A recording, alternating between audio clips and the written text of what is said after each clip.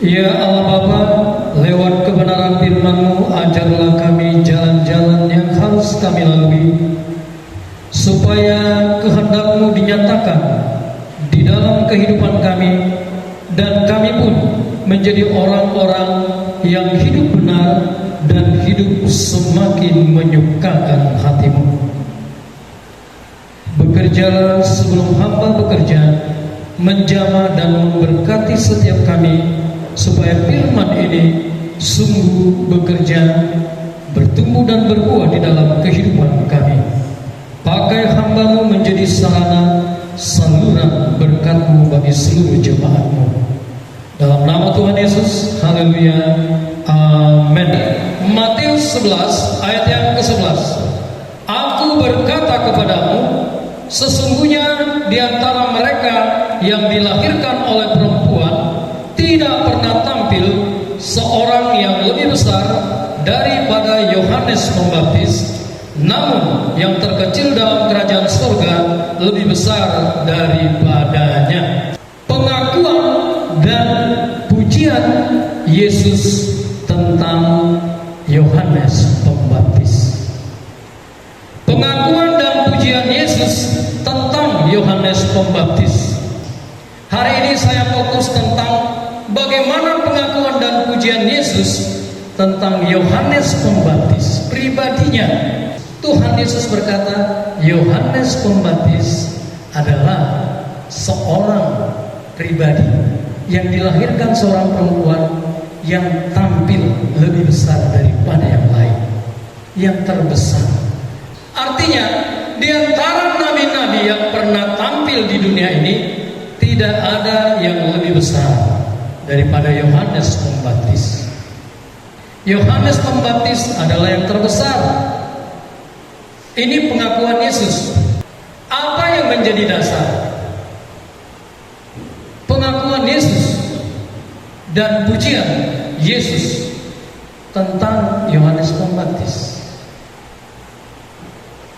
Kalau Yesus berkata dia adalah orang yang lebih besar, dia adalah nabi yang terbesar, itu artinya Tuhan Yesus tidak sekedar mengakui dan memuji. Ada alasannya.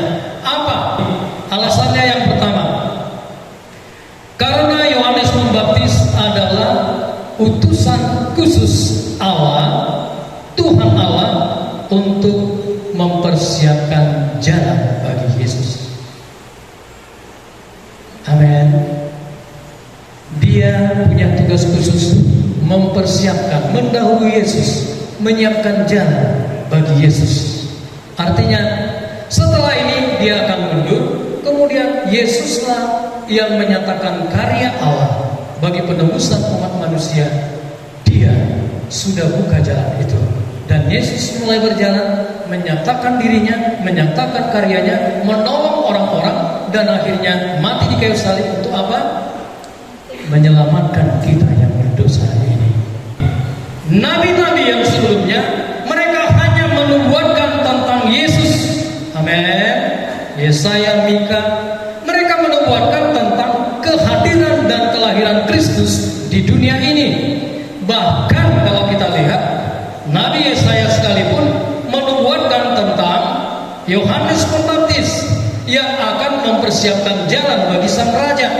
Yesaya 40 ayat 3. Ada suara yang berseru-seru, persiapkanlah di padang gurun jalan untuk Tuhan, luruskanlah di padang belantara jalan raya bagi Allah kita. Inilah yang dimaksudkan Nabi Yesaya. Nabi Yesaya menubuatkan tentang kedatangan, kelahiran, dan karya Kristus bagi umat manusia yang sudah jatuh dalam dosa.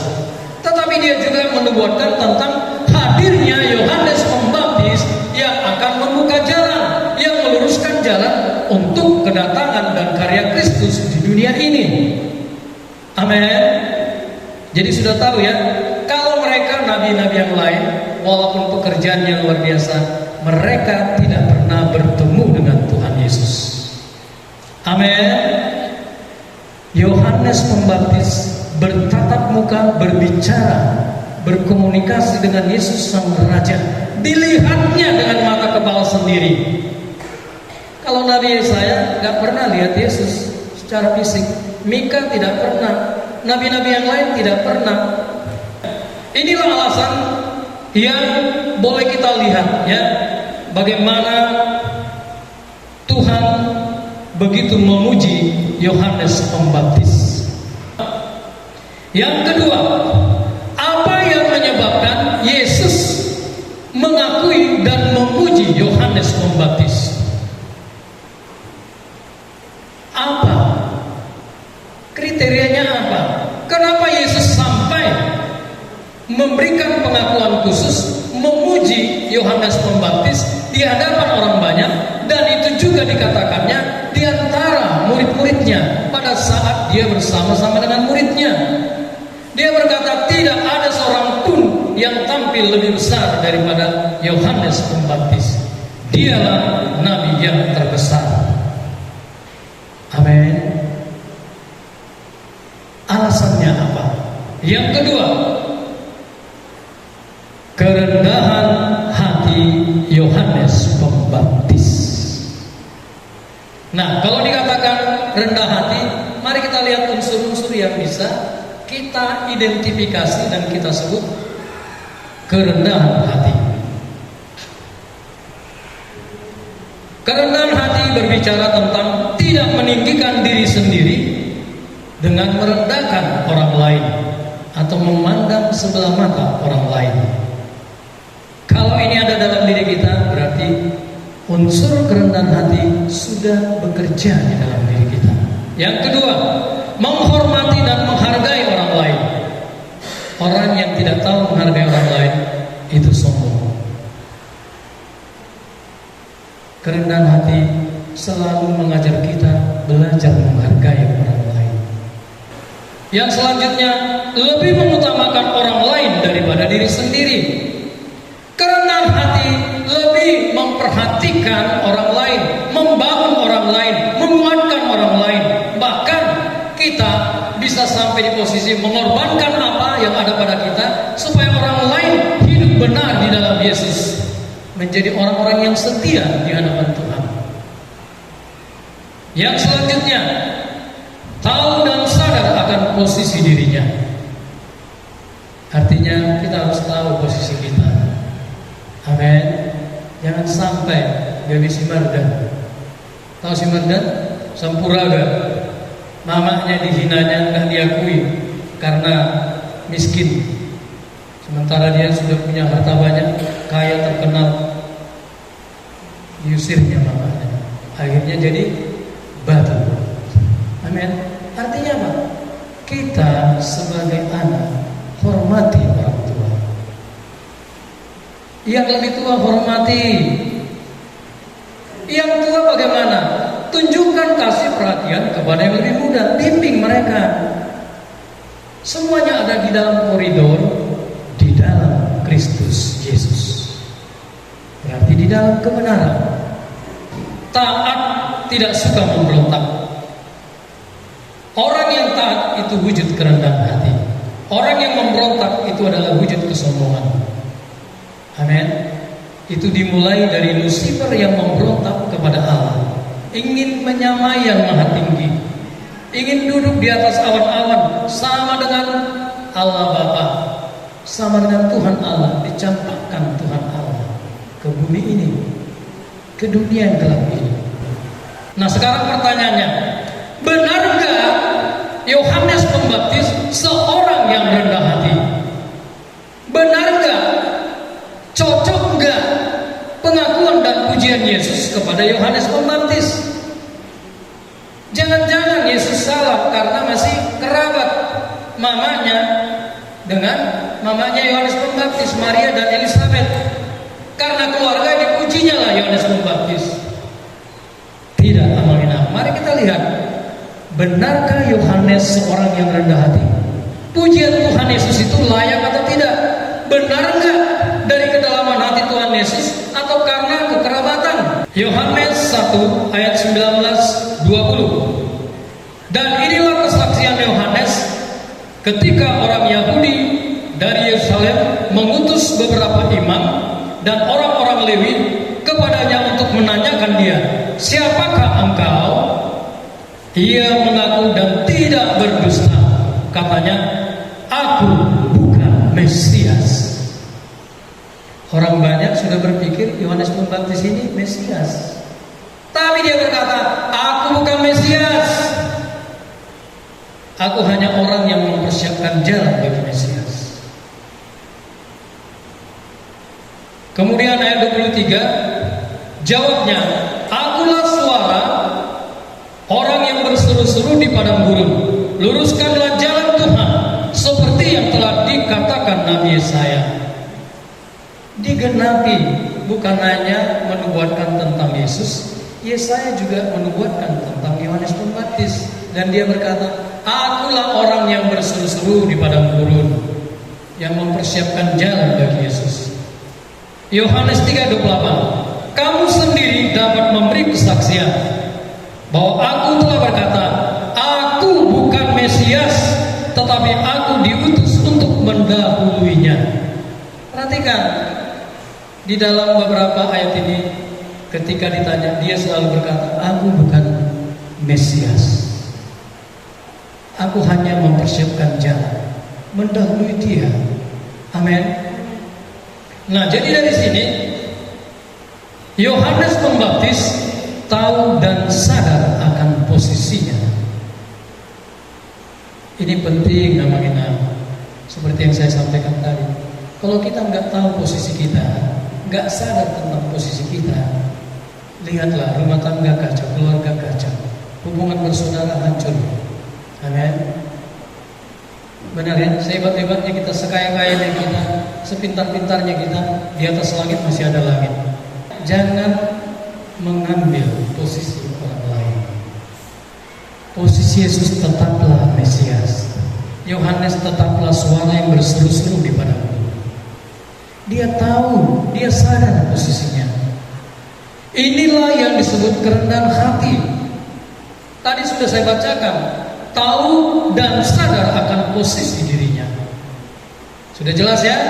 Di dalam konteks ini, Yohanes Pembaptis tahu siapa dirinya, tahu dan sadar posisinya di hadapan Allah terhadap Tuhan Yesus, Sang Mesias yang sesungguhnya. Matius 3 ayat 11 dan 14. "Aku membaptis kamu dengan air sebagai tanda pertobatan, tetapi Ia yang datang kemudian daripadaku lebih berkuasa daripadaku, dan aku tidak layak melepaskan kasutnya. Ia akan membaptiskan kamu dengan Roh Kudus dan dengan api." Tetapi Yohanes mencegah dia, katanya, "Akulah yang perlu dibaptis olehmu, dan engkau yang datang kepadaku." Perhatikan, Yohanes Pembaptis tahu posisi dia. Dia tahu Mesias itu jauh lebih tinggi dan tidak bisa dibandingkan dengan dirinya. Makanya dia tetap mempertahankan posisinya lebih rendah daripada Yesus. Dia adalah perintis jalan, suara yang berseru-seru di padang gurun. Amin. Amin ya.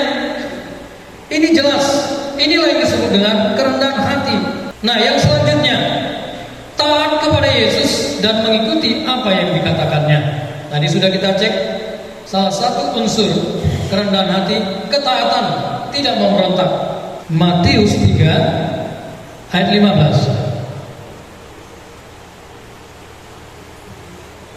Satu dua ya. Lalu Yesus menjawab, katanya kepadanya, "Biarlah hal itu terjadi, karena demikianlah sepatutnya kita menggenapkan seluruh kehendak Allah." Dan Yohanes pun menurutinya. Yohanes Pembaptis menaati apa yang dikatakan oleh Tuhan Yesus, mengikuti, menuruti apa yang Yesus katakan. Biarlah hal itu terjadi, karena demikianlah sepatutnya kita menggenapkan seluruh kehendak Allah. Dan akhirnya Yohanes Pembaptis membaptiskan Tuhan Yesus. Amin. Ketaatan. Mari kita cek, kita ini orang-orang yang taat atau tidak. Kalau Kalau belum berarti bertobat kita. Sadari posisi kita, berarti kita belumlah orang yang rendah hati. Orang yang rendah hati belajar untuk taat. Masakan kita kurang? Yohanes taat kepada Yesus. Yesus taat kepada Allah Bapa yang menugaskan dia datang ke dunia ini untuk mati di kayu salib. Kalau boleh biarlah cawan ini berlalu, tetapi bukan kehendakku, tetapi kehendakmu lah yang jadi.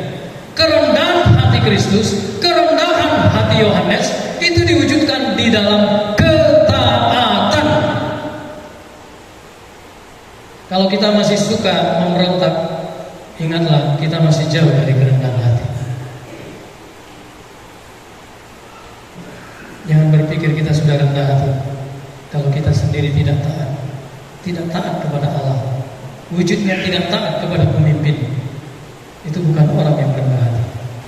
Yang selanjutnya, dari mana kita tahu bukti bahwa Yohanes Pembaptis adalah orang yang rendah hati sehingga dia layak menerima pengakuan dan pujian dari Tuhan Yesus, Raja di atas segala raja, Sang Mesias.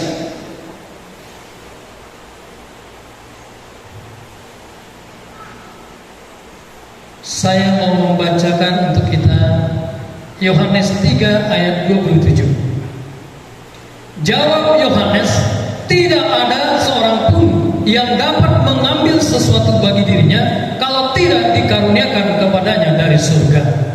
Perhatikan dengan baik. Kebenaran firman Tuhan ini menunjukkan prinsip kerendahan hati. Yohanes Pembaptis mengakui kasih karunia Tuhan Allah. Kita kadang fenomena sudah diberkati, ya sudah sehat, tapi lupa berterima kasih sama Tuhan. Sudah bertambah-tambah hartanya, naik posisi, lupa tuh Tuhan ini, lupa maduk mauliate. Amin. Kita sering lupa bersyukur kepada Tuhan. Yohanes Pembaptis mengakui bahwa apa yang dimilikinya, keadaannya, posisinya sekarang, bagaimana dia melayani, kemampuan dia bisa melayani Allah di dalam Yesus Kristus, Raja di atas segala raja, itu karena kasih karunia Tuhan. Tidak ada seorang pun yang dapat mengambil sesuatu bagi dirinya kalau tidak dikaruniakan kepadanya dari surga. Kita semua demikian, amin. Saya bisa khotbah di sini, kasih karunia Allah, kemurahan Allah, kasih setia Allah yang bekerja di dalam diri saya. Bukan karena saya lebih hebat daripada orang lain. Kasih karunia Allah menempatkan saya untuk bisa menyampaikan firman, menggembalakan amang inang. Walaupun secara daging, saya kalau dihitung itu sangat sulit. Kalau bukan pertolongan Tuhan, saya tidak mampu menggembalakan jemaat di tempat ini. Amin. Semuanya karena kasih karunia Tuhan. Nah, ada satu kebenaran firman Tuhan yang ingin memperingatkan kita, seluruh jemaat pengurus pelayan, termasuk saya di tempat ini. Saya bacakan 1 Korintus 4 ayat 7. Sebab siapakah yang menganggap engkau begitu penting, dan apakah yang engkau punyai yang tidak engkau terima? Dan jika engkau memang menerimanya, mengapakah engkau memegahkan diri seolah-olah engkau tidak menerimanya? Amin.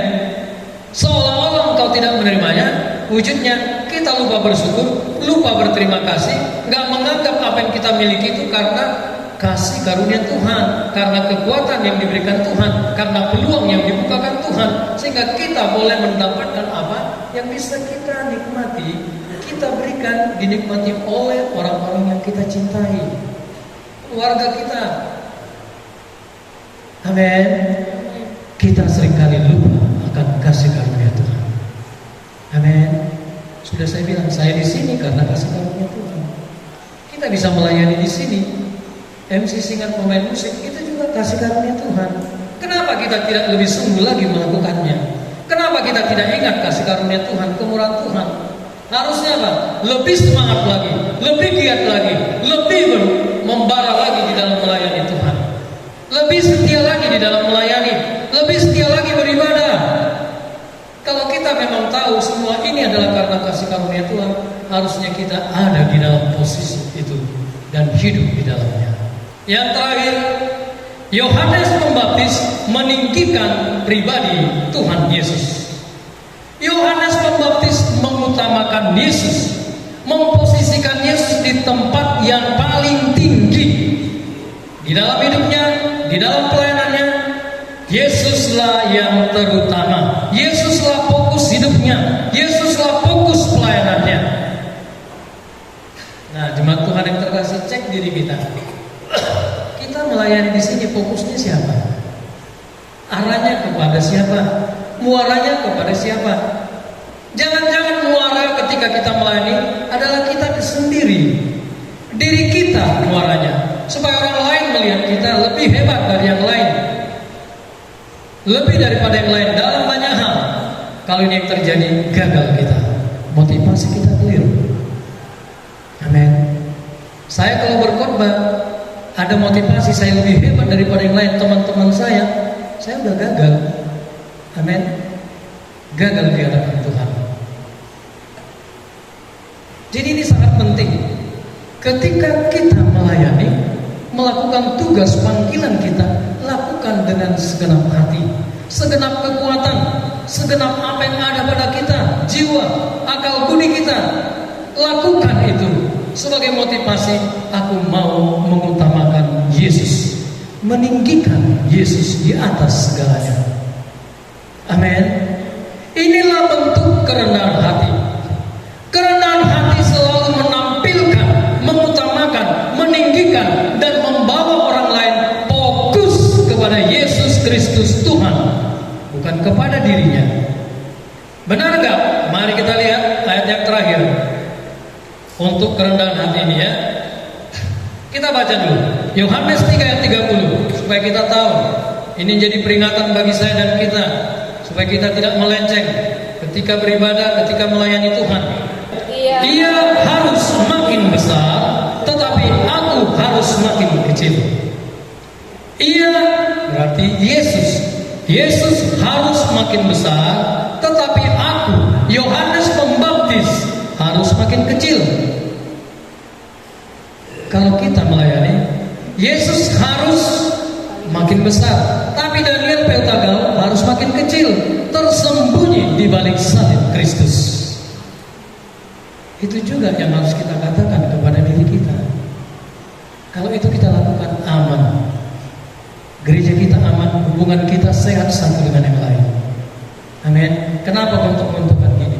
Karena apa? Masing-masing akulah yang lebih besar, akulah yang lebih baik, lebih hebat. Akhirnya apa?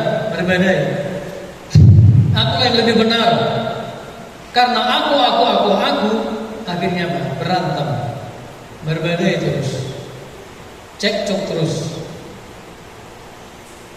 Pentingnya kita meminta Roh Kudus bekerja supaya kita belajar meninggikan Yesus, mengutamakan Yesus di dalam hidup dan pelayanan kita lebih daripada yang lain, lebih daripada diri kita sendiri, keinginan kita, ambisi kita. Matius 23 ayat 12. 1, 2 ayat. Dan barang siapa meninggikan diri, ia akan direndahkan, dan barang siapa merendahkan diri, ia akan ditinggikan. Logikanya, Tuhan Yesus mengakui dan memuji Yohanes Pembaptis sebagai orang yang lebih besar, sebagai nabi yang terbesar. Itu karena Yohanes Pembaptis merendahkan diri dengan meninggikan Yesus. Akhirnya Allah meninggikan dia. Makanya Yesus berkata, ya, di antara orang yang dilahirkan oleh seorang perempuan tidak pernah ada yang tampil lebih besar daripada Yohanes Pembaptis. Ini prinsip yang tidak bisa ditawar-tawar. Gak ada kompromi terhadap prinsip ini. Siapapun itu, sayang kita semua. Kalau kita ingin ditinggikan Allah, prinsipnya rendahkan diri, utamakan Yesus, tinggikan nama Yesus. Karena itu rendahkanlah dirimu di bawah tangan Tuhan yang kuat, supaya kamu ditinggikannya pada waktunya. Maukah kita